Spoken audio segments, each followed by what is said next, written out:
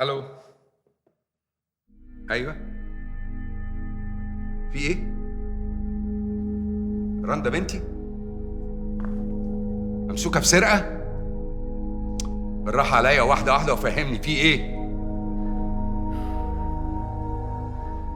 ما تعملوا لنا شاي يا رجاله.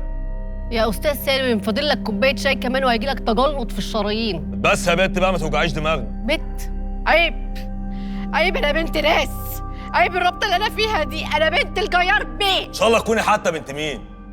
احنا ما عندناش هنا خيار وفقوس. اتفضل يا جار بيه. يا اهلا وسهلا، يا اهلا وسهلا. نورت المخزن بتاعنا يا جار بيه.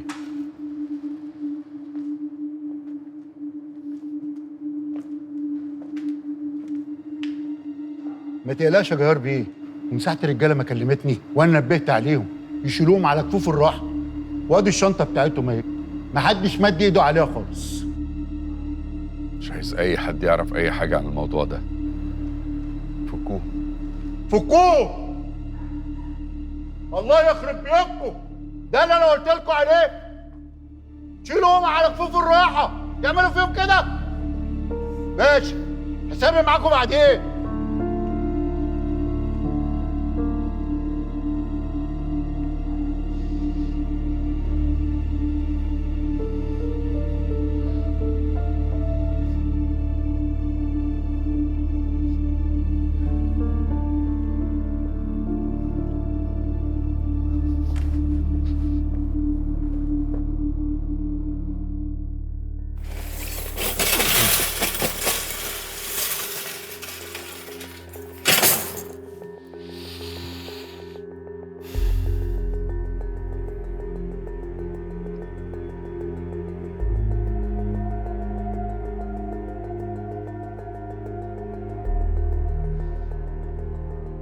ليه كده يا رندا؟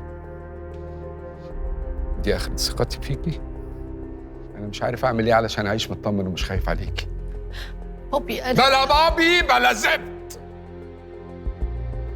ادخل الاقيكي مربوطه ايد ورجل زي الحراميه مع واحد زي ده، وانا واقف مش قادر اعمل حاجه.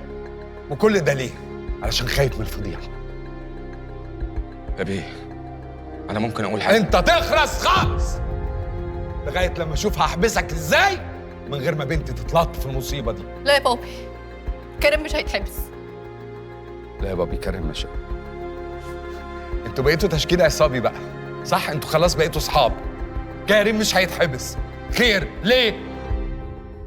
شايف انت خايف عليا ازاي؟ هو بيعمل كل ده عشان هو خايف على بنته. وهو عشان خايف على بنته يقوم يسرق؟ لا والله، ونعم الناس يا اخي.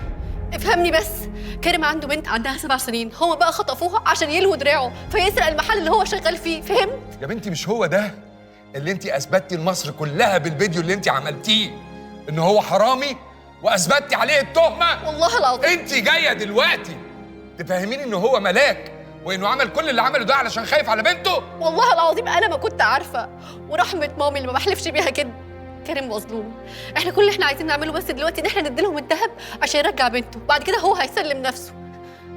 يا بيه، حضرتك ما تعرفنيش كويس، بس أكيد عارف إحساس واحد يتحرم من بنته. ربنا ما يكتبها عليك أبدا يا بيه. سيبني أمشي، والله العظيم ما هنشوف وش تاني. والأستاذة رندا أنا مش عايز منها حاجة تاني. أبوس إيدك سيبني أمشي يا بيه، عشان خاطر ربنا سيبني أمشي.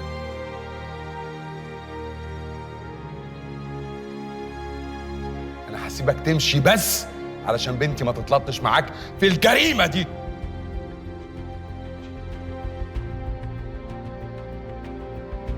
لم بقى شويه الذهب اللي مالهمش لازمه دول، واوعى توريني وشك تاني. والله العظيم ما هنشوف وش تاني يا بيه. ولا اشوف وشك ولا اسمع عنك. هختفي يا بيه، والله العظيم هختفي يا بيه. ولا اخفيك. لا أنا هختفي يا بيه، مش هتشوفني تاني، والله العظيم ما هتشوفني تاني. يلا. حاضر يا بيه، حاضر. انجز. حاضر يا بيه، حاضر.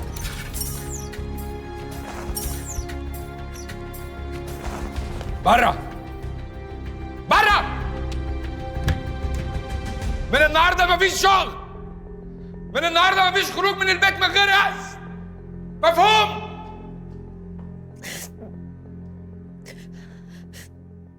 اتفضل. الحمد لله على سلامتك. الله يسلمك يا فندم. الحمد لله عدت على خير. طمني يا فندم، مفيش اي اخبار عن كريم؟ التحقيقات شغالة وإن شاء الله نقدر نقبض عليه في أسرع وقت ونرجع لك كل الحاجات اللي اتسرقت منك. يا ريت يا فندم، لحسن زمانه بيوزع الالماظ على اللي رايح واللي جاي. إن شاء الله خير. نبدأ؟ تحت امرك. اكتب. حضر اليوم إلى مقر النيابة السيد جاسر في تمام الساعة 10. ايه يا كارم ما بتردش ليه؟ حقك عليا يا استاذ رنا، بس انا مش هينفع اكلمك تاني. ماشي بس رد عليا، قول لي يعني، طمني بتعمل ايه؟ اديني قاعد ومعايا الدهب وقلب واكلني على بنتي. بس كده؟ هعمل ايه يعني؟ الراجل اللي خاطف بنتي قافل التليفون، هوصل له ازاي؟ همشي اقول اللي خاطف بنتي؟ انا مستني يظهر. هي مش غريبه دي يا كارم، يعني الراجل اللي خطف بنتك يقفل موبايله وما يحاولش يتصل بيك تاني؟ مش عارف يا استاذ، مش عارف. مش عارف يعني ايه؟ هو انت هديت وريحت كده ولا انا متهيألي؟ اهدى ازاي بس؟ انا بنتي مخطوبه بقالها 10 ايام وقلبي واكلني عليها. اهدى ازاي؟ ما انا مستغرباك بصراحه. بصراحه يا استاذ انا مش عايز اعمل لك مشاكل. وبعدين انا حلفت لابو حضرتك ان انا مش هقرب لك تاني. ما انت مش هتقرب لي. بص انا هحاول اسال على الرقم اللي خطف بنتك من الاسم، يعني ممكن يكون متسجل في جريمه تانية ولا حاجه. يعني خلينا نمشي ورا الرقم كده، يعني ممكن نوصل لاي حاجه. حتى لو متسجل محدش يقول لك ليه. دي اسرار قضايا، محدش يقول لك حاجه يا استاذ. طب مالكش دعوه انت، ابعت لي بس الرقم في مسج وانا هتصرف. حاضر يا استاذ. حاضر. ولما اكلمك ترد عليا. حاضر يا استاذ. صباح الخير يا عم. ايه اهلا يا هانم، اتفضلوا اتفضلوا. يا اهلا وسهلا، نورتونا يا جماعه. ازاي حضرتك؟ الحمد لله كويسة. المهم عروستنا الحلوة تكون كويسة وبخير. انا كويسه، ثانك يو يا طن. طيب احنا كنا جايين النهارده يا عمي علشان نحدد ميعاد الفرح ونتكلم في التفاصيل بقى وكده. بصراحه انتوا طولتوا قوي في موضوع الخطوبه ده. انا مش عارف اعمل فيكوا ايه انتوا الاثنين. طولت ايه يا بابي؟ احنا بقالناش سنه مخطوبين. على فكره السنه دي في عرف الشغل انا حققت فيها حاجات كتير قوي. طب بدل ما انت حققت حاجات كتير قوي، ما تسيبني انا كمان احقق اللي انا عايزاه. عمي خلاص بقى احنا خلصنا من موضوع الشغل دوت يا رندا ولا ايه؟ اديني سبت الشغل وقاعده لكم اهو، ارتحتوا بقى؟ يا ولاد استهدوا بالله، احنا جايين نتكلم في جواز. ايه اللي جاب سيرة الشغل دلوقتي؟ ما هما الاتنين واحد يا طنط. عامر مش بيشجعني خالص، وبعدين الحب يعني مش ماسك ايدين. ماسك ايدين؟ سوري يا بابي، يعني مش كلام في التليفونات بالليل والحاجات دي بس. انا عمري منعتك ان انت تحققي نفسك يا رندا. لا ما منعتنيش، بس انت مش بتشجعني خالص يا عامر. هشجعك ازاي يعني؟ هلبس تيشيرت عليه صورتك وانت بتشتغلي وانزل اصفر لك في الشارع؟ ده انت واضح بقى فكره الكوميديا ابتدت عندك. لا سوري يا بابي انا طالعه. طالعه ايه يا رندا؟ كاتب الكتاب الشهر الجاي خلاص؟ لا معلش يا عم اعذرني، بس انا الشهر الجاي عندي سفريه تبع الشغل لبرشلونه. سافر يا حبيبي سافر، شايف التشجيع؟ سافر ولما ترجع مفيش حاجه اسمها لما ترجع، احنا قلنا كاتب الكتاب الشهر الجاي. تاخدوا بعض كده وتطلعوا على برشلونه وتقضوا الهانيمون هناك. كمان هانيمون في الشغل؟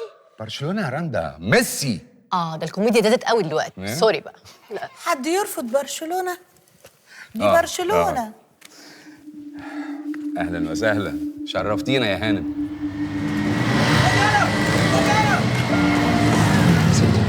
حد يطلب الاسعاف يا اخوانا. لا اله الا الله، لا اله الا الله.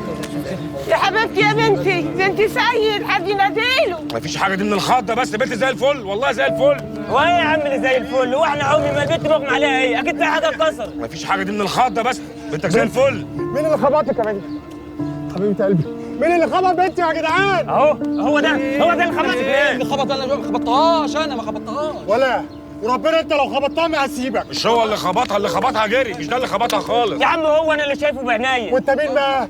ولا معاه في الحكايه؟ يا عم انا مع الحق، الراجل ده ما خبطهاش، اللي خبطها جري، مش هو خالص. والله العظيم لو طلعت انت واقسم بالله ما هسيبك. والله العظيم ما انا، والله ما انا. لا يا رب يسترك يا استاذ. احنا نتصل بالبوليس يشوف الموضوع يا ده. عم بوليس ايه؟ ما تكبروش الموضوع، البنت زي الفل. والله العظيم ما انا، والله العظيم ما انا ما عملتلهاش حاجه، انا جيت لقيتها واقعه والله العظيم. الو بوليس هناك ده؟ ايوه يا باشا الحقنا يا باشا.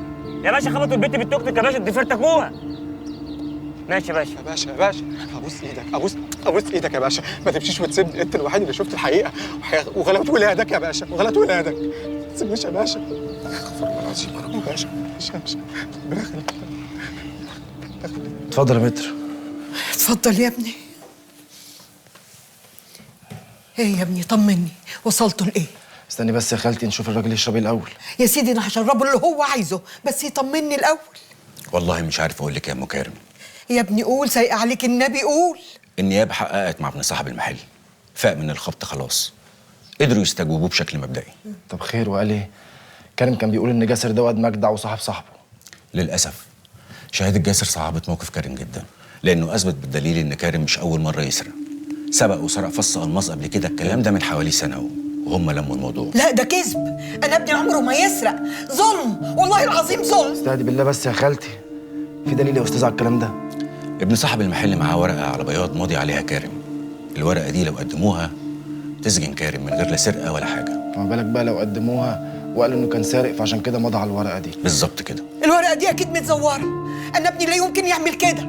صحيح يا استاذ، مش ممكن تكون متزوره؟ هيزوروها ليه؟ ما لهمش مصلحه في كده. وبعدين الناس دي هي المجني عليها، ومش دي المشكله.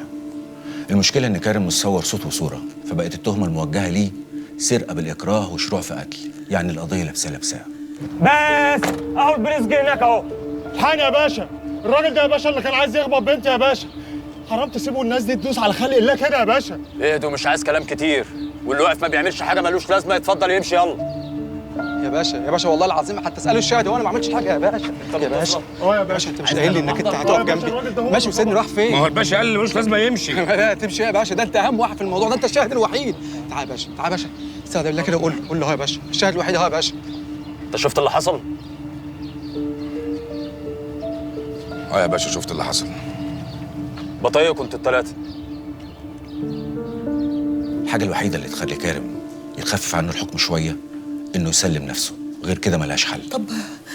طب وعم عليوه ما قالش كلمه حلوه في حق ابني؟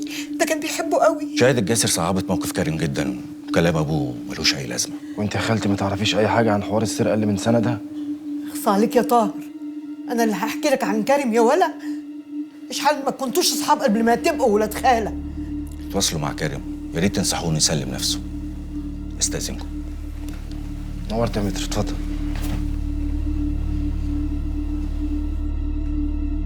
بس يا باشا هو ده اللي حصل، والراجل ده مظلوم. ربنا يبارك لك يا رب، ربنا يعمل بيتك. وانت فين بطاقتك؟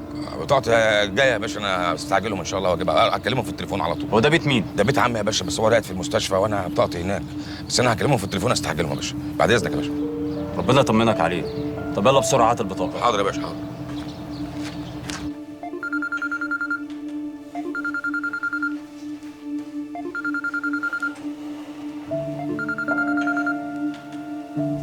الو يا طاهر، البوليس هنا ومش عارف اعمل ايه. بوليس ايه؟ في حد بلغ عنك؟ يا بصبتي يا بصبتي، مسكوه. استهدي بالله بس يا خالتي، استهدي بالله. يا عم بلغ ايه بس، هو مش جاي لي انا، ده في حوار كده انا اتدخلت فيه وبقيت شاهد. تشهد في ايه وده وقته؟ المهم عايزين مني البطاقه، مش عارف اعمل ايه. اديهم البطاقه، خلص الحوار ده وبعدين اهرب. لو اديتها لهم يعرفوا انا مين وهتتجري معايا في الموضوع، اعمل ايه؟ هو ده يا باشا، هو ده يا باشا اللي خبط العيله وجري. والله جريت وراه لحد ما جبته يا باشا. والله يا باشا ما خدت بالي منها يا باشا، والله لقيتها قدامي مره واحده بقيت نص فرامل والله. امين، هات الواد ده وتعالى ورايا، وانت كمان تعالى معايا. الحمد لله يا باشا، قلت لك انا ما عملتهاش. امشي انا يا باشا بقى. اتفضل تقدر تمشي. ربنا يخليك لنا يا باشا. طمني. الحمد لله خلاص يا طاهر، مشي الحمد لله. طب الحمد لله، يلا سلام. تقلقيش يا خالتي، الحمد لله. الحمد لله يا ابني. كارم، طيب الحق انا بقى اتكل على الله. يا بنتي انت لسه جايه. لا اله الا الله، هو انت يا بنتي ما بتحرميش؟ يعني قعدتينا من الشغل وابوكي وحبسك في البيت وخلاص فرحك الشهر الجاي، عايزه ايه تاني بقى؟ ما تتهدي. انا عايزاكي تروحي القسم تسالي على رقم الراجل اللي خطف بنت كارم، تشوفي يعني متسجل عندهم ولا لا. واحنا مالنا؟ ما يسالوا هما. مين هما؟ هو هربان وبنته مخطوفه. امه فكرتيه امه كلمتني صحيح وانا ما عرفتش ارد عليها. استني كده، استني. ايوه طنط، ازيك؟ تعبانه والله يا بنتي. ليه مالك؟ في ايه؟ ابدا، يظهر كده شويه برد. عشان كده كلمتيني يعني؟ لا ابدا يا بنتي، انا بس كنت عايزه اشكرك على كل الحاجات اللي عملتيها علشان كارم، وبقول لك متشكره قوي وكفايه لحد كده يا بنتي. يعني ايه كفايه لحد كده؟ يعني مش عايزين مشاكل بينك وبين اهلك، كفايه لحد كده. واحنا يا بنتي لينا رب، وربنا اكيد مش هيسيبنا. يعني انت مش عايزاني اكلمكوا تاني يعني؟ كان على عيني والله يا بنتي، بس انا مش عايزه مشاكل بينك وبين ابوكي، مش عايزينك تتاذي. لا اعتبري ان انت ما قابلتنيش قبل كده وانا مش هسال عليكوا تاني. سامحيني يا بنتي. لا ولا يهمك، مفيش اي مشكله. شكرا يا طنط، باي باي. الحمد لله اهي جت منهم اهي. انا لازم اشوفها. خدني يا رب. تشوفيها ازاي يعني؟ الناس يا بنتي ناقص يتفوا في وشك، عايزه ايه تاني بقى؟ ما تفوقي. لا لازم افهم في ايه، في حاجه غلط. في ايه في ايه؟ الناس مقدرين تعبك معاهم وشايفين ان انت حياتك اتدمرت بسببهم، فخلاص بقى خلصت، بيقولوا لك باي باي. لا ما اعتقدش، انا لازم اروح لها بجد. تروحي لها ايه؟ هو انت يا بنتي عارفه تخرجي بره باب البيت اصلا؟ ما انا لازم اخرج. هو كريم ده اخوكي؟ لا مش اخويا، ده واحد مظلوم ومش لاقي بنته. دول شويه تونه وشويه فول هيكفوك كام يوم. عايز حاجه اجيبها لك من بره قبل ما امشي؟ لا ده كده رضا قوي الحمد لله. كان نفسي اوصلك بس زي ما انت شايف انا محبوس هنا. سهل. انا بس كنت عايزك في حوار كده وبعديها هتكل على الله اسافر. حوار يا طاهر؟ امي فيها حاجه؟ امك زي الفل. كانت قاعده معايا انا والمحامي النهارده وسمعت بودانها حوار السرقه اللي حصلت في المحل من سنه. سرقه ايه؟ الفص الالماظ اللي سرقته من المحل ومضوك على بياض عشان ما تعملش كده تاني. انت جبت الكلام ده منين؟ من نفس الناس اللي انت سرقتهم وده شملت ابنهم. انت بتكلمني كده ليه يا طاهر؟ بكلمك ازاي؟ انا بسالك سرقته ولا ما سرقتش؟ خساره يا صاحبي، خساره. انا اللي فاكرك صاحبي وبترد غيبتي.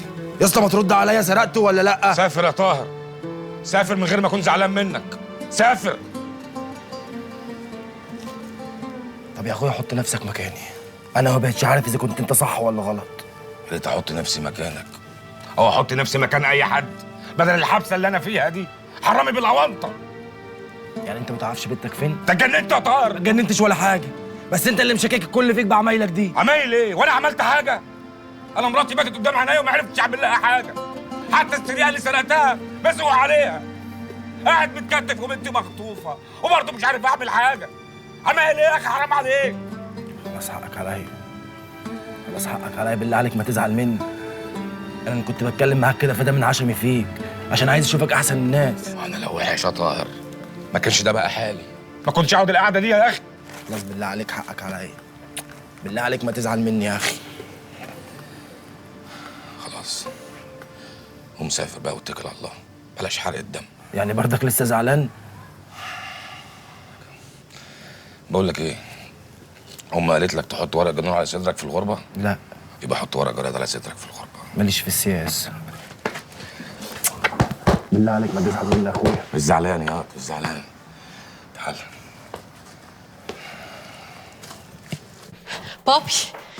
بابي نعم. ايه الحلاوه دي كلها؟ انت رايح الشغل كده؟ ايوه رايح الشغل كده. طب ايه يا بابي، بقول لك ايه، انا بس عايز اطلب منك طلب صغير. مفيش خروج يا رندا، اوكي؟ ازاي يا بابي؟ بس انا فرح الشهر الجاي وبعدين لازم اعمل ميك اب، الشعر، الحاجات دي اشوف هعمل فيها ايه. والله الميك اب والشعر اطلبي حاجتك اونلاين يا ماما. مفيش حاجه اسمها كده يا بابي، انت عايزني يبقى شكلي وحش في الفرح؟ ده على اساس ان انا ما كنتش معاكم امبارح. ها طبعا ده يبقى اسعد يوم في حياتي، على شرط تاخدي السواق معاكي وموبايلك في ايدك، تقولي لي انت فين وبتعملي ايه ثانيه بثانيه. لا سواق، انت عارف ان انا ماليش في الجو ده. طب اقول لك على حاجه، هاخد نجوى معايا، يعني هاخد رايها في شويه حاجات كده وفي نفس الوقت هتبقى حراسه. موبايلك ما يسيبش ايدك، اكلمك في اي لحظه تردي عليا، مفهوم؟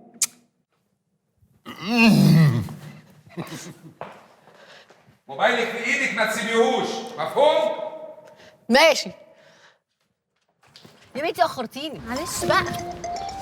ثاني بابي بتتصل، تلاقيه بيطمن عليكي، عايز يعرف جبتي الفستان الابيض ولا الازرق على دماغك. اسكتي بقى. نرد عليها.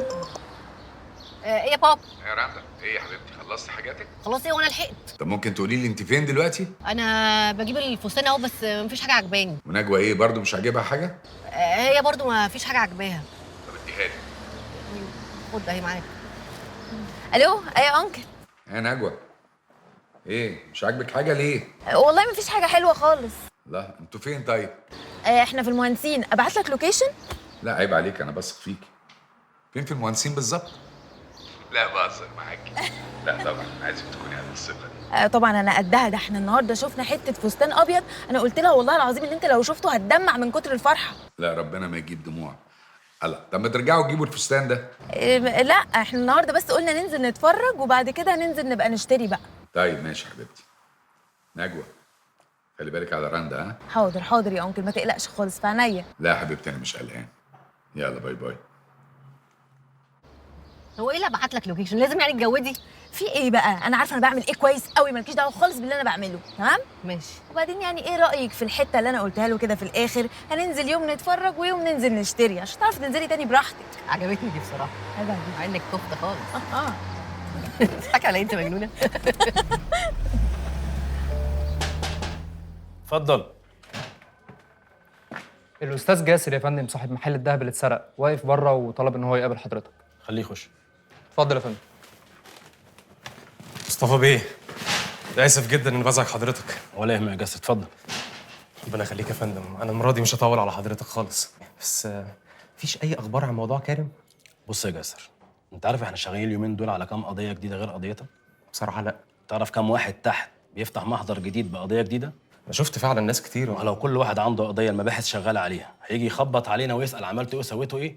لا اعمل حاجه ليك ولا لغيرك. يا فندم انا محل اكل عيشي مقفول ومسروق مني بضاعه بملايين، المفروض ان انا اعمل ايه غير ان اجي لحضرتك تطمني حتى بكلمتين؟ دهبك اللي اتسرق ده بالنسبه لي زي اي حاجه اتسرقت، زي حته موبايل كده. بنشتغل على كل القضايا بنفس الاهتمام، ومش شغلتي ان انا كل شويه اقول لك انا عملت ايه وسويت ايه، عشان ده شغلي مش شغلك انت. يا فندم بس انا عايزك تعذرني. بص والله العظيم انا مقدر حجم الكارثه، بس الموضوع ما يستحقش ان انت كل يوم تيجي تقول لي انت عملت ايه. انت بتعطل نفسك وتعطلني معاك. انت ترتاح في بيتك، واحنا اي جديد هيوصل لنا هنبلغك انت والسيد الوالي. تمام يا فندم. واضح؟ وانا اسف ان انا بزعج حضرتك المره الثانيه. شرفتني. متشكر لحضرتك جدا. بعد اذنك. اتفضل.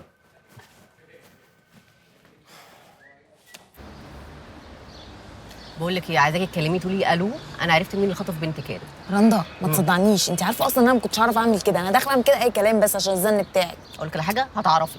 تمام ماشي ان شاء الله. عقبال بقى ما تخلصي انا هعدي على مامة كارم اطمن عليها في دقيقه وهرجع تاني. في دقيقه؟ اه اخلصي بقى، الدقيقه خلصت. طيب حاضر. بارده قوي.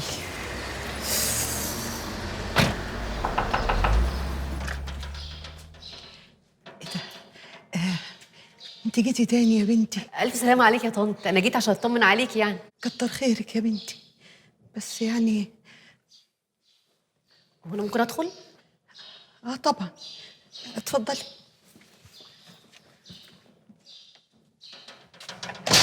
خطوة عزيزة يا بنتي، اتفضلي اتفضلي اتفضلي يا حبيبتي. اهلا وسهلا، اهلا بيكي يا بنتي. معلش يا طنط انا محتاجه بس افهم منك شويه حاجات كده.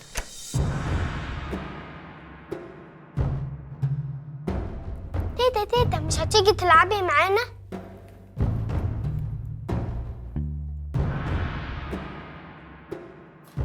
تعالي يا اسراء، روحي سليم على ابو رندا. مين دي؟ دي اسراء بنتي. بنتك ازاي؟ وانت رجعت الدهب؟ ما انا كنت هكلمك افهمك، بس تشربي حاجه؟ لا ولا حاجه. انت ايه اللي جابك بس يا بنتي؟ ايه ده يا بت؟ انت جبت الدهب ده منين؟ لقيته في الشنطه. عارف ان الشنطه الزفت. هاتي. هو انت ما سلمتش الدهب اللي كان خاطف بنتك؟ ما هو اصل هفهمك يعني. اصل انت ما تعرفيش، اصل احنا كنا قاعدين كده وفجاه لقينا الباب بيخبط ولقينا اسراء داخله علينا. هو انت ازاي هنا؟ والبوليس اللي بره بيدور عليك ده ايه؟ والله يا استاذه ما عارف اقول لك ايه. انا لما عرفت ان اسراء هنا يعني ما قدرتش، جيت عشان اشوفها وكنت همشي على طول. اروح اعمل لك شاي. انا عايزه ادخل الحمام. وماله يا بنتي؟ روحي يا اسراء مع خالتك وريها الحمام فين.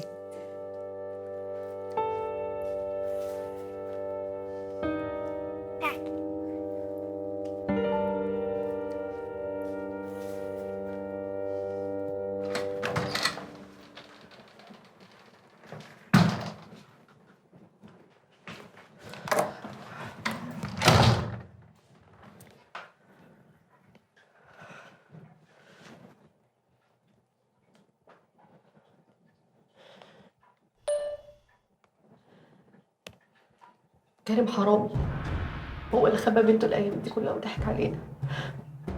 انا عنده دلوقتي في البيت. بلغي البوليس يا نجوى خليجي وقبضوا عليه دلوقتي حالا. بسرعه يا نجوى ابوسي. حاجه يا ابله؟ حضرتك رايحه جايه رايحه جايه في حاجه؟ انا عايزه ابلغ.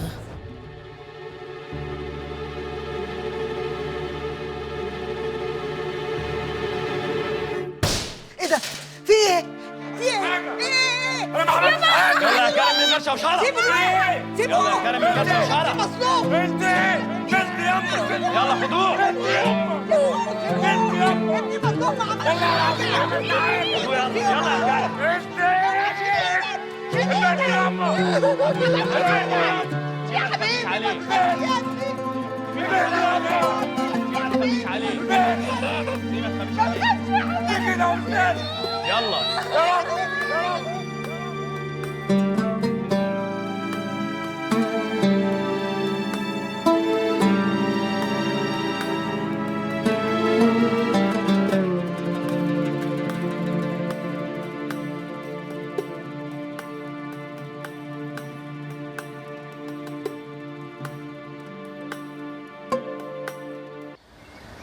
خير يا جيار بيه؟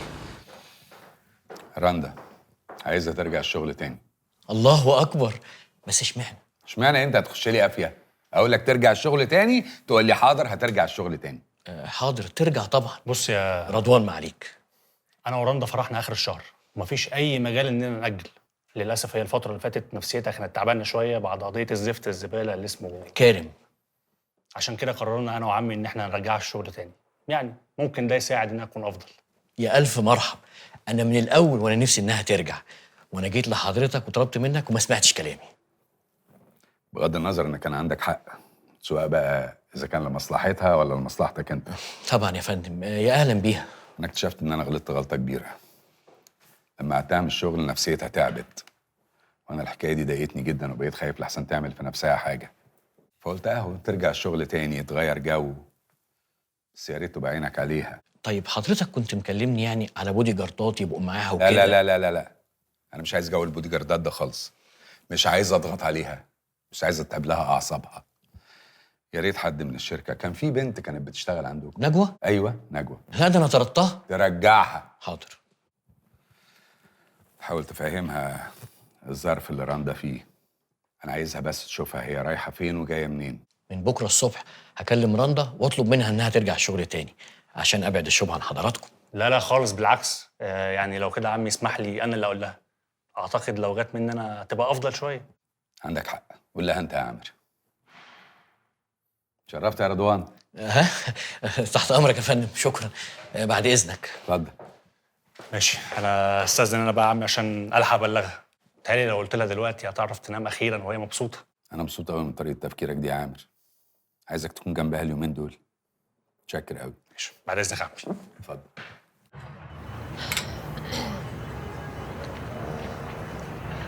احلى حم الشمل، احلى صحفيه في الدنيا. صحفيه ايه وبتاع ايه بقى؟ ما خلاص. يا ساتر يا رب. يا بنتي فريدي وشك اهو. طب والله العظيم كنت اتجنن عليك. يعني مفيش حتى فويس نوت تطمنيني بيه عليكي؟ ما هو انا مش قادره اتكلم، هبعت فويس نوت ازاي يعني؟ الحمد لله على السلامه، ما احنا نطقنا اهو. ما بلاش بقى افوره بقى والنبي. لا هافور.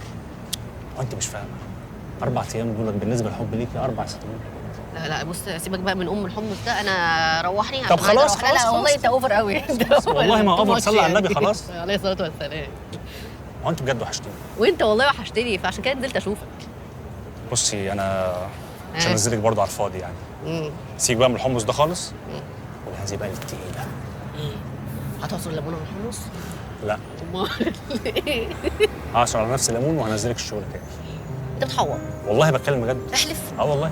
بصي انا بقالي يومين عمال اقنع باباكي لحد ما وافق اخيرا انك تنزلي الشغل طب تاني. انت ازاي اقنعته؟ مفيش. كنت عارف ان دي الحاجه الوحيده اللي هترجعك لمودك تاني. واديك اهو.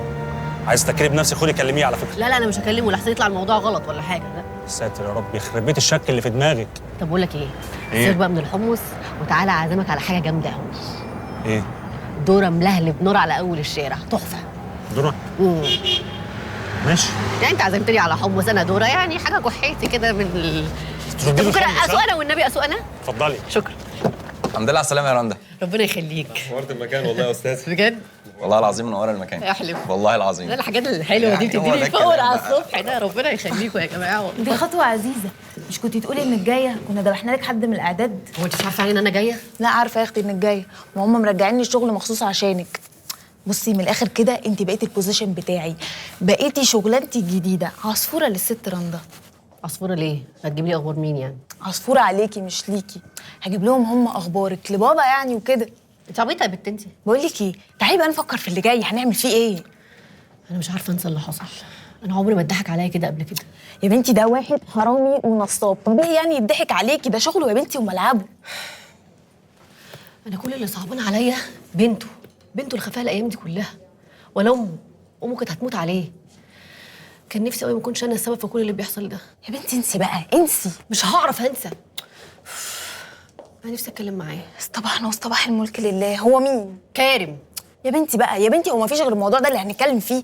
بقول لك ايه، في حته ست عملت امبارح تحقيق. انا مش هقابله عشان شغل، انا هقابله عادي. عايزه اواجهه بعد اللي عمله. نفسي ابص في عينه كده واقول له انت مجرم. عايزه تروحي تقابليه عشان تبصي في عينيه وتقولي له انت مجرم؟ ايوه. طيب كريم محمد احمد يا فندم. تمام، سيبه يا ابني خلاص.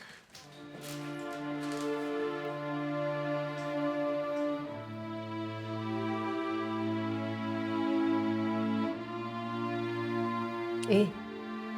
مش سامعه لك حس يعني؟ هقول يا استاذ. اتمسكن زي ما كنت بتمسكن انت والحاج. انا بريء، وحياة بنتي انا بريء. كريم ضنايا بريء. كنتوا بتمثلوها كده ولا كنتوا بتمثلوها ازاي؟ المهم ان البنت رجعت يا استاذ، مش مهم اي حاجه بعد كده، اعملوا فيها اللي انت عايزين تعملوه. رجعت منين؟ رجعت يا استاذ، رجعت منين؟ رجعت وخلاص يا استاذ. كفايه بقى، كفايه. كفايه ايه؟ ما تقولي كانت فين؟ في حد يخطف بنته يا راجل يا مريض؟ البنت كانت بتغمي عليها بالايام ومش عارفه مين اللي خاطفها. انت متخيل كم الرعب اللي انت عايشته لها؟ ابوس ايدك، كفايه، ارحميني، كفايه. كانت بتقولك ايه؟ كانت بتعيط زيك كده؟ دي كانت بتقولك انا عايزه اشوف بابا. انت انسان مجرم. يا رب كفايه، سيبوني في حالي، انا فيا اللي مكفيني. كفايه يا استاذه، كفايه بقى، كفايه. خلاص بقى يا استاذ، تعالى يا ابني خد. تمام يا فندم.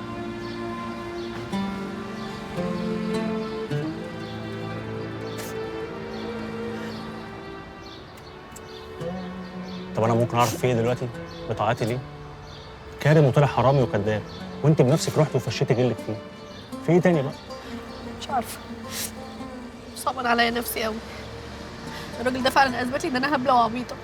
بعد كل اللي عملته له، بعد كل الكذب اللي كدبته على بابي ده، يعمل فيا انا كده؟ طب ممكن ما تزعليش نفسك؟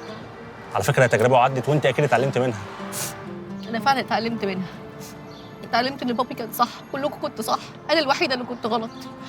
وانا اللي كنت فاكره نفسي يعني هبقى حاجه مهمه واخلي الدنيا احسن. عارفه اكتر حاجه وجعاني ايه؟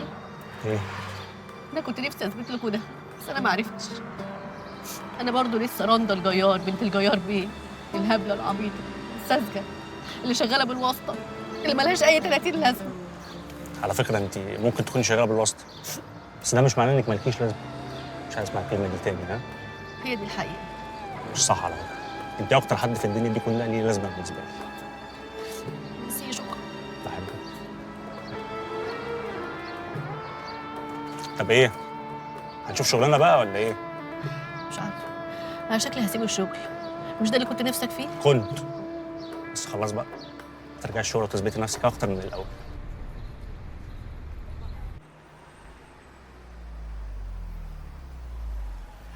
الحمد لله على السلامة يا برنس. الله يسلمك يا برنس. طلع منك ولا كأني برنس بتاع الكبدة كده ليه؟ مش حبيبي، هتوحشني، أي حاجة. يا عامر ما أنت عارف ما بعرفش أقول الكلام ده، لا ما أعرفش. عارف.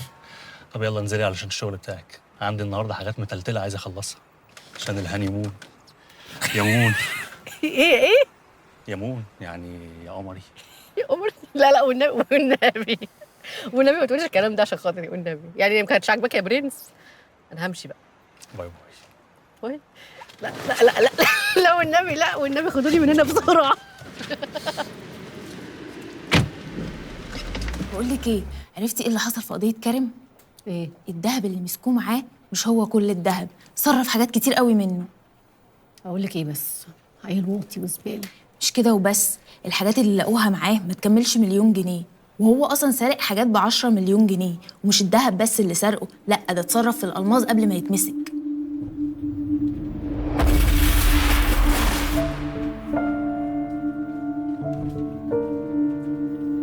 رندا، يا رندا. ها؟ ايه؟ رايحة فين يا بنتي؟ خليكي.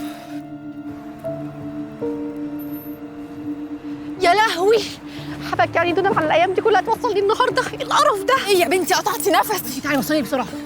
يقول العصفوره ما لحقتش تفطر. خلاص يا ظريفه، بسرعه والنبي بسرعه. تكييف افتحي يلا بسرعه. بابي رندا، ايه الاخبار؟ ايه يا حبيبتي؟ خير. هاي نجم. هاي هاي يا انكل.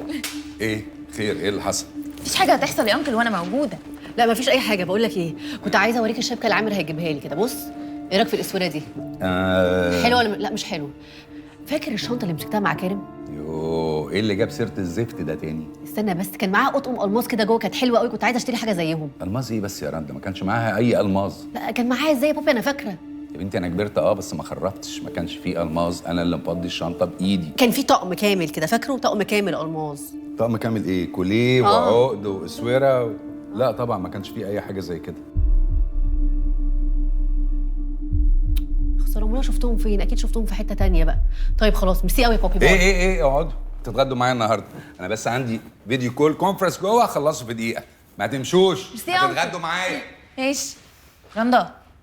رندا استني بس عشان انا بفكر في حاجه دلوقتي. طب معلش افتحي السبيكر ونفكر مع بعض. كارم، لا اقفلي السبيكر تاني. خلاص مش قايله حاجه والله. خلاص يا رندا والنبي قولي بقى. انا حاسه ان كارم مظلوم. وايه اللي كلم مظلوم ده؟ كل شويه مظلوم مش مظلوم، مظلوم مش مظلوم. يا بنتي انت اللي رمياه بايدك في السجن، ما تجننيش بقى. اسمعي بس، بابي اول واحد فتح الشنطه بعد ما كارم ما سرقها، وزي ما قال لنا كده ما كانش فيه الماس في الشنطه. يعني من الاخر كده كارم ما سرقش الالماس. يعني ايه يعني؟ بصي انا ما قلتش ان هو مش حرامي، لا هو حرامي، بس موضوع الالماس ده فيه إنة ايه؟ هقول لك، بس الكلام اللي هقوله لك ده لو بابي عارف عنه حاجه هيطير رقبتنا انا وانتي. اوكي مش هيعرف، ما تخافيش. ماشي تعالي اقولهم لك بقى وانا في السكه. طب استني، طيب هنتغدى. لا نتغدى ايه؟ يلا يا ماما هنتغدى الاول. يلا يا مساء الخير. اهلا، مساء الفل، نورتونا. ايش ايه الدهب ده كله؟ الحمد لله، الفضل كله لله وللاستاذه رندا. طبعا انت عارف ان انا براقب القضيه لحد دلوقتي. في معلومات وصلت لي كده ولازم كلكم تعرفوها. معلومات ايه يا استاذه؟ ما خلاص الموضوع خلص والواد اتقبض عليه. ايوه بس رجع لكم شويه الذهب دول بس، صح؟ بس الالماس كله ما جاش. ما هي المعلومه اللي عندي بتقول ان الالماس كله اتسرق من المحل قبل ما كارم يجي. يعني من الاخر كده في حرامي تاني. ازاي الكلام ده؟ زي ما بقول لك كده، لازم نراجع الكاميرات للكام يوم قبل الحادثه عشان نعرف مين اللي عملها. يسمع من بقك ربنا. شوف يا جازر حكايه الكاميرات دي ايه يا ابني؟ ما تشوف يا سيد، مش انت اللي عامل السيستم ده؟ عيني يا حاج، تحت امرك يا حاج. انت عارف ان انا عندي نفس السيستم ده في المحل.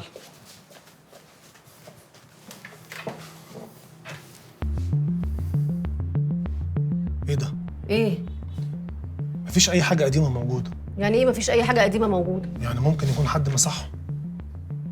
افتكرت، الهارد ده بيمسح كل 24 ساعه، مش زي اللي عندي في المحل كل شهر بيمسح. هو انت جاي تفتكر دلوقتي؟ مش انت اللي عامل السيستم ده يا سيد؟ ايوه انا اللي عملته على نفس المساحه، هو هارد صغير فعملته 24 ساعه. طب ما قلتليش ليه، او قلت للحاج نجيب لك هارد اكبر منه؟ على فكره الحاج عنده فكره بالموضوع ده. صح، الكاميرات فعلا بتمسح كل يوم، وعشان كده لو انت فاكره يعني انا صورت المشهد من الهارد قبل ما اسلمه للبوليس. يعني البوليس ما لقاش اي حاجه على الهاردات؟ البوليس طبعا هيلاقي الحادثه متصوره صوت وصوره، ما كانش في دماغنا بقى اللي حضرتك بتقوليه ده. طب ده كلام يا جماعه؟ يعني الراجل يسرق ويهرب عشان الهارد صغير؟ بس الكاميرات يا استاذه صورت واحد بس بيسرق، ولا حضرتك قصدك ان كان في حد قبل ما كارم يجي بس كانت الكاميرات صورته؟ هي مش قصدها كده، ما هو متصور لوحده، هي قصدها قبل السرقه بيوم او 2 تكون الحاجه اتسرقت فعلا. لا اتسرقت ازاي؟ احنا كل يوم بنتمم على البضاعه قبل ما بنقفل. ما احنا لو معانا الفيديوز هنفهم كل حاجه. طب اكلم لكم مهندس الكمبيوترات يجي يشوف الفايلات الممسوحه دي؟ مش هتفرق، كان البوليس كان عملها. طب والعمل؟ مش عارفه. احنا نمشي بقى، ولو افتكرتوا اي حاجه، خناقه حصلت في المحل، ناس غريبه دخلت المحل، اي حاجه قولوها لنا، ماشي؟ حاضر. تعبناكي معانا يا استاذه والله، وصدقيني لو رجعت لنا بقيه البضاعه هديكي نصها. الله يخرب بيتك، ما تزعليش، هديلك كلها. ايوه كده. ماشي، باي باي بقى. باي باي يا حبيبتي، باي. باي باي.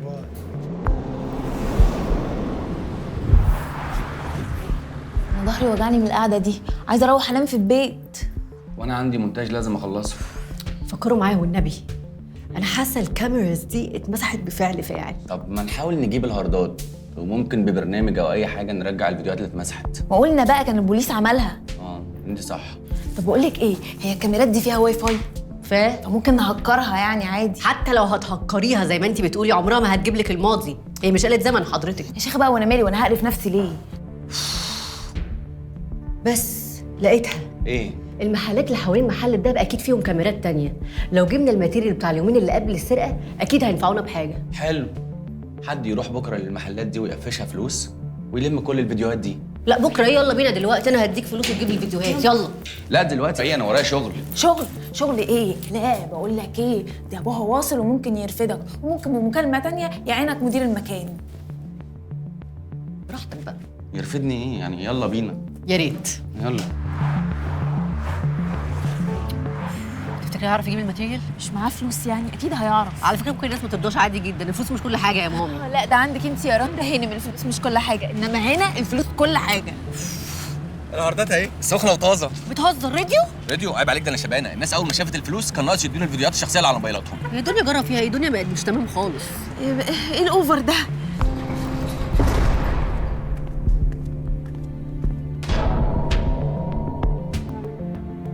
لقيتي حاجه؟ لا. ولا لا؟ لا بقى، وعايزه انام والنبي. طب تعالي ندور في يومين وبعد كده ننام ساعتين وبعد كده نقوم نكمل. طب ما ننام يومين وندور في ساعتين وننام نكمل.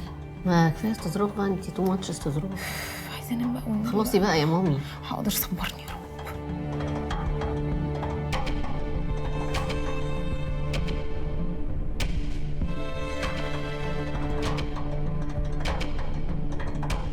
نجوى. ايه؟ اصحي يا نجوى بسرعه. ايه حرام عليك بصي بقى. بصي، انا عرفت مين اللي سرق. مش كريم خالص. نعم.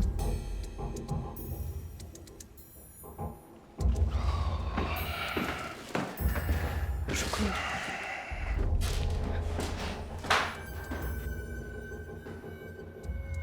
انا اسفه جدا على كل اللي عملته.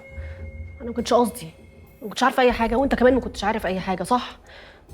اقول لك على حاجه، جاسر هو اللي ورا كل ده.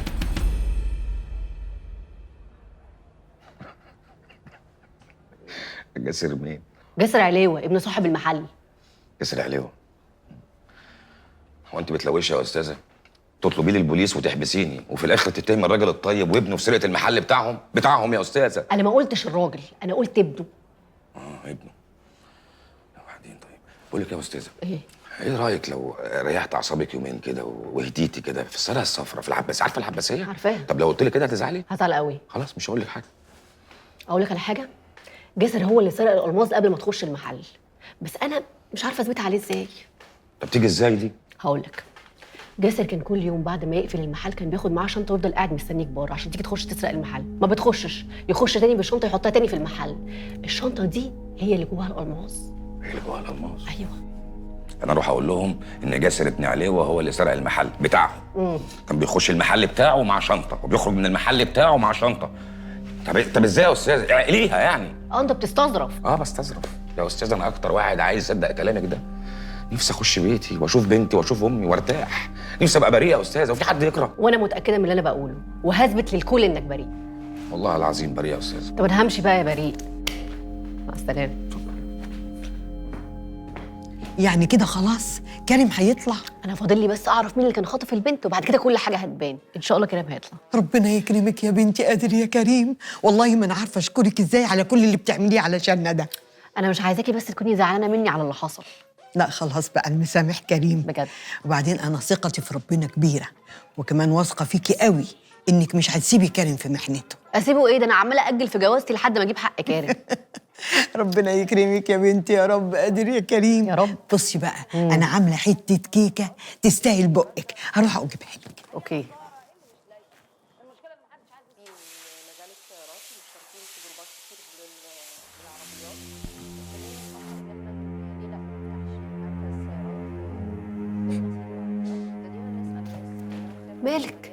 مالك يا اسراء؟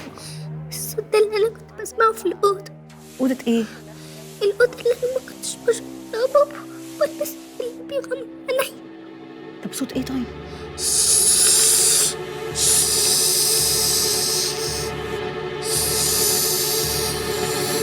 وادي الكيكه.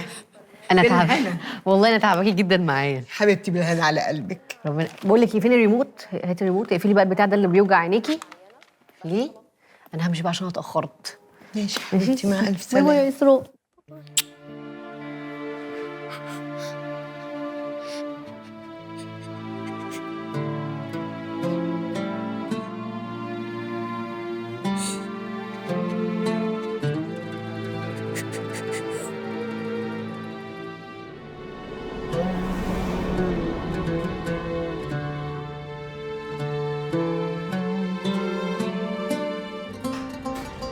يا اهلا وسهلا، يا اهلا وسهلا. مساء الخير. لا مساء النور يا بنتي. ها وصلتوا لحاجه؟ بص يا انكل، الكلام اللي هقوله ده صعب جدا، فعايزاك تسمعني لحد الاخر كده وما تتعصبش عليا. يا بنتي انتوا زي ولادي بالظبط، قلت لكم الحكايه دي 100 مره قبل كده. قولي اللي انت عايزاه. هو المحل ده بتاع مين؟ بتاع حضرتك ولا بتاع جاسر؟ انا وجاسر. ليه يعني؟ لا، رأس المال بتاع مين؟ اذا كان يهمك قوي يعني انك انت تعرفي في راس المال بتاعي انا. طب علاقتك انت وجاسر ايه؟ مش كأب وابن، كشغل بيحتاج منك فلوس بتمنع عنه الفلوس كده يعني؟ انا مش عارف ايه علاقه اللي انت بتقوليه ده باللي انت جايه علشانه. ما هو ده اللي هيوصلنا لمين سرق الألماس. رد عليا عشان خاطري بس واحكي لي. انا زي ما قلت لكم يا بنتي، انتوا زي ولادي ومش هخبي عليكم حاجه ابدا. في حكايه كده حصلت من حوالي سنه. الواد ابني اتلم على شويه شباب هنا من المنطقه، يعني دخلوه في سكه الشرب والادمان، وعمل مشاكل معايا ومع كل الناس اللي حوالينا. وبعدين ربنا عطرنا في دكتور كويس، خده وداه المصحه لعلاج المدمنين، وخرج منها كويس جدا جدا والحمد لله. وطبعا كان محتاج فلوس كتير قوي عشان الحاجات اللي بيشربها. طبعا لدرجه ان هو مد ايده. ضربك؟ لا ما وصلتش للدرجه دي، هو مد ايده وسرقني. سرق ايه؟ سرق فص الماظ، وانا ما اتكلمتش في الحكايه دي خالص، يعني عشان الفضيحه. الفص ده اللي لبسه الكارم. بص يا انكل، جاسر هو اللي سرق الألماس. كلام انت بتقولي ده يا بنتي؟ زي ما بقول لك كده. هاتي اللابتوب. فاكر يا انكل جارك اللي في المحل قال ان الكاميرات هنا بتمسح اول باول؟ فاكره. احنا بقى عرفنا نجيب الفيديوهات دي من المحلات اللي جنبكم 5 ايام قبل السرقه. بص معايا كده.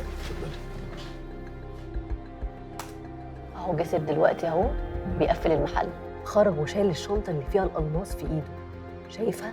طلع هو العربيه مستني الحرامي ما بيجيش، بيرجع تاني المحل ويدخل ويسيب الشنطه ويخرج ايده فاضيه.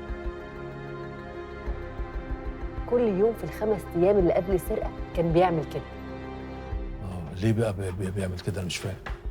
ما هو يا عمي فضل يعمل كده طول ال5 ايام لحد يوم السرقه، ياخد شنطه الألماس يخرج بيها، يشوف اذا كان حصل حاجه ولا لا، ما حصلش يرجع شنطه الألماس تاني. طب وايه اخره اللي بيعمله ده؟ اخره اللي بيعمله ده مستني كريم يسرق عشان يخش ويثبتها عليه ويقول انه سرق كل حاجه، الذهب بالألماس. يوم السرقه ادى لكريم فلوس وخلاه يروح بدري، وفضل قاعد مستني لغايه ما كريم فعلا جه اليوم ده ودخل قدامه. اول ما كريم دخل وراه على طول عشان يثبت التهمه عليه.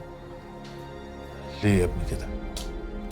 ليه يا حبيبي كده؟ ده احنا كمان شاكين ان هو اللي خطف بنت كريم عشان يضغط عليه ويخليه يسرق المحل. هي وصلت الخطف كمان؟ لا انا ممكن اسامح في مالي، اسامح في اي حاجه، انما خطف البنات لا، ولا شاب يترمي في السجن بسببه لا، مش ممكن اسامح في ده ابدا. والله العظيم يا انكل انا مش عارفه اقول لك ايه بصراحه. والله انا كمان مش عارف اعمل ايه. انا عملت المستحيل عشان يتعدل، بس هو اللي مش عايز يتعدل. بعدته عن سكه الذهب خالص، قلت اعمل له اي مشروع يتلهى فيه. فتحت له مغسله قعد فيها 2 أسبوع ورجع لي تاني. مغسله؟ الصوت ده اللي انا بسمعه في الاوضه. يلا بينا. جيب العواقب سليمه يا رب، جيب العواقب سليمه يا رب. ما تقلقيش ان شاء الله كريم هيبات معاكم بكره يا طبيعي. يا رب. اركبي يلا. يا رب اتصلت يا بالبوليس؟ رب. ايوه كلمتهم كلهم مستنيين هناك. حلوه قوي. اركبي. يلا يلا يا بنتي يلا يلا يا رب. خير يا رب.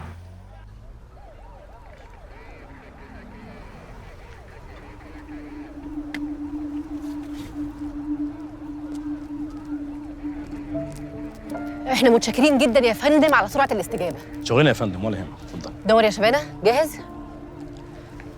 مساء الخير على كل متابعينا على موقع اخبار بالعربي. انا رندا الجيار وفيديو جديد من فيديوهات الجريمه لا تفيد. مش عيب الواحد يقول انه كان غلطان، والحقيقه انا بعتذر لكل المشاهدين وبالاخص للشاب اللي اشتركت في ظلمه اللي هو كارم. النهارده في تطور خطير في سرقه محل الذهب، والنهارده جينا عشان نثبت للكل ان كارم مظلوم، وانه مجرد اب حاول يحمي البنت من شاب عديم الضمير خطف البنت عشان يضغط عليه عشان يسرق محل الذهب. مين خطف اسراء؟ كل ده هتعرفوه معايا انا وبس، رندا الجيار. ممكن تحكي للمشاهدين ايه اللي هيحصل دلوقتي بالظبط يا فندم؟ طبعا الطفله اسراء كان متغمى عينيها طول فتره خطفها، وده لان حضرتك عرفتي او شكيت اللي هي كانت مخطوفه هنا وبلغتينا. فالوقت احنا هنغمى عينيها وندخلها الغرفه ونشوف هتقدر تتعرف على اي تفاصيل ولا لا، فنتاكد كانت مخطوفه هنا ولا لا. يعني الموضوع كله في ايدك دلوقتي يا اسراء، صح؟ انت خايفه يا حبيبتي؟ لا مش خايفه، بس انا عايزه بابا. احنا كلنا هنا معاكي، محدش يعرف يكلمك، وان شاء الله بابا هيجي لك البيت. يلا جاهزه؟ جاهزة إن شاء الله. تابعوا معانا بقية الحلقة عشان نوصل مع بعض للحقيقة ونثبت مرة تانية إن الجريمة لا تفيد. ابقوا معنا. يلا بينا؟ يلا يا استاذ. يلا يا شباب.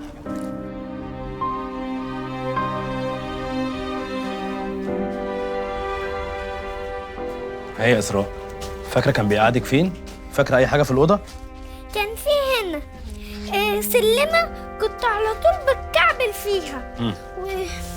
وكان في وكان في هنا مرتبة كان في حد بيقومني وبينام عليها ويجيبني ويقعدني على حتة زي دي خشب. طب كنت بتمسكي اي حاجه ولا ايدي كانت مربوطه؟ كانت ايدي مربوطة وكان على طول بيفكها لي عشان اكل، وكانت ايدي على طول مبلولة. ولما كان بيفك ايدك ما كنتيش بتمسكي اي حاجه؟ ترابيزه، كرسي، سلم؟ كان ترابيزة. كانت خشب يا اسراء؟ لا ما كانتش خشب، كانت حديد، وكان عشان على طول كنت بقوم وبتخبط فيها وكانت على طول دماغي وجعاني لغاية دلوقتي. طب تعالي كده عشان ما تخبطيش فيها تاني يا حبيبتي. حاسبي تعالي. فاكره ايه بقى تاني يا اسراء؟ ثواني. حاسبي يلا. وكان في هنا كمان حنفية كانت على طول بتنقط وتطرطش على رجلي تغرقني. طب كفايه كده عليك يا حبيبتي، كفايه. شيلي يلا، روحي لتيتا.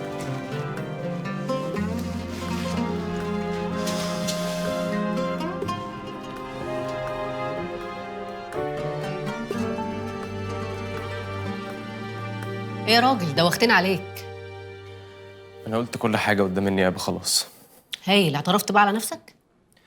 حكيت اللي حصل. طب ممكن بس تحكي للمشاهدين هم كمان عشان عايزين يعرفوا عملت كده ليه؟ الكيف. الكيف عمل ايه بقى الكيف؟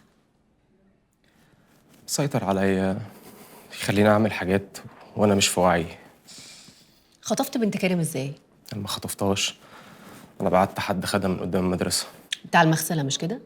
مظبوط، خبيتها هناك. سهله صح؟ لا مش سهله.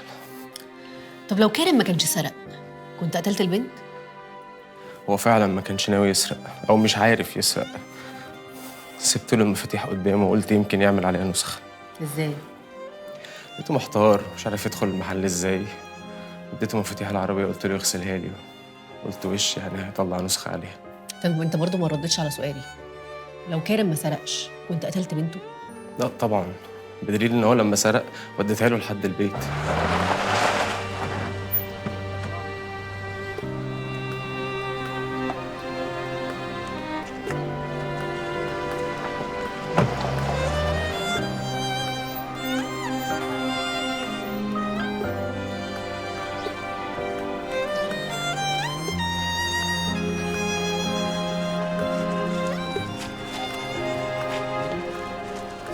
عشان تثبتها عليه اكتر ان هو اللي خباها مش كده؟ لا والله ابدا، ده انا كنت عايز ارجع له بدري عن كده كمان، لولا يعني ان يوم السرقه وقعني ودماغي اتفتحت ودخلت المستشفى فتعطلت.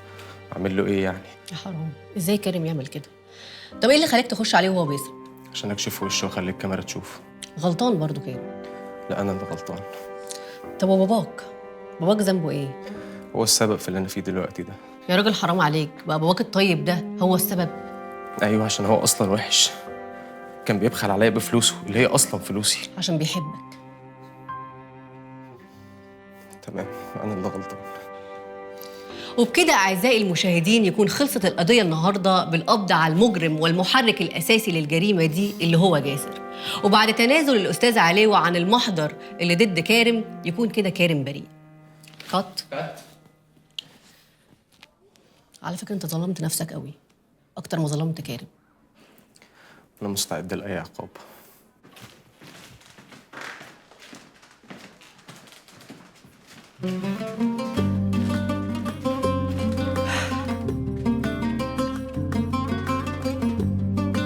انا مش عارف ارد جمالك ازاي والله. انت رديتي لي روحي يا استاذ، والله العظيم رديتي لي روحي. الحمد لله يا رب، الحمد لله يا رب. ايه الاوفر ده يا كارم؟ وبعدين ربنا كان لازم يظهر الحق. الحمد لله يا استاذ، بركه فيكي.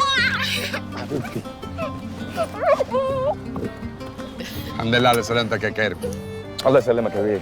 معلش لو كنت شديت عليك شويه. بنتي برضه. ولا يهمك يا بيه، ده انا غالي. وعين البركه في سعادتك وبنتك، بنتك دي ب 100 راجل والله. 100 راجل ايه يا استاذ كريم؟ ما تهزرش، ده الفرح الاسبوع الجاي. فرحكم؟ والله ده هيصوا وهولعوا كمان. يابا تولع ايه؟ ما تلحقونا يا جماعه. ايه يا اما بتعيطي ليه؟ يا اما البت معايا اهو. امي عازماكم على الغدا. بط هتضحي بالبط يا اما خلاص. بط ومحشي وكشك وكله. عايزه ملوخيه بالفراخ ملوخيه بالفراخ يا اما. وده منيو. اللي انت عايزاه يا استاذه.